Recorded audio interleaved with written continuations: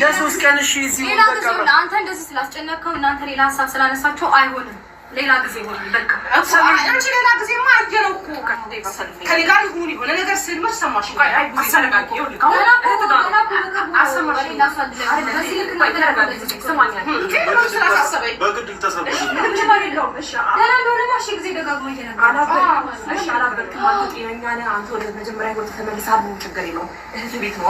ከዚህ ትመጣለህ ብዙ ሰዓት አሳልፈት ሄዳለህ።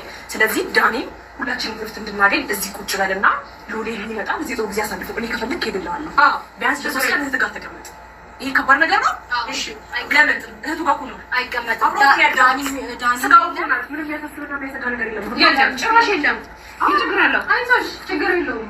እሱ ችግር የለውም። ነገሮችን እንደዚህ እየሸፋፈነች ብለው ስለዚህ አንተ በራስህ መወሰን የምትችል ከሆነ ነው የምትወዳት እህት ጋር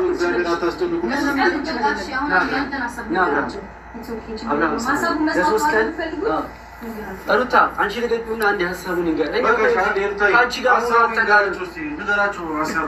እኛ ያስገደድነው ሀሳቡን እንገራችሁ። ስማኝ አንድ ነገር ልንገርህ። እኛ ከሩታ ጋር በመሆኑ አለም ችግራችን። እኔ ከሩታ ጋር የፈለገውን ከልጅ ከትዳሩ ይመለስ፣ ግን አንዴ ወደ ቀልቡ ይመለስ፣ ወደ ማንነቱ ይመለስ። ቀልቡ የሆነ ወዴት ነው ቀልቡ የሚመለሰው? ከዚህ በላይ እሺ ቀልቡ ላይ ከሆንክ ማለት ነው። አብርሃም ቅድም ለሶስት ቀን እሺ ብለህናል አይደል? አሁን ሩታ ስመጣ ለምን ሀሳብን ቀይረህ? አላልኩም። እሺ አላልኩም። በግድ እያስገደድከኝ ነበር። እዚህ ትሆናለህ እያልከኝ ነበር እንጂ እኔ እሺ አላልኩም። ማላቅ ነው እንደሚመስል ለምን ነው? እሺ እህት ጋር መሆን አትፈልግም? ለሶስት ቀን አልባሪ ሚስት እያለኝ ለምንድን ነው እህቴ ጋር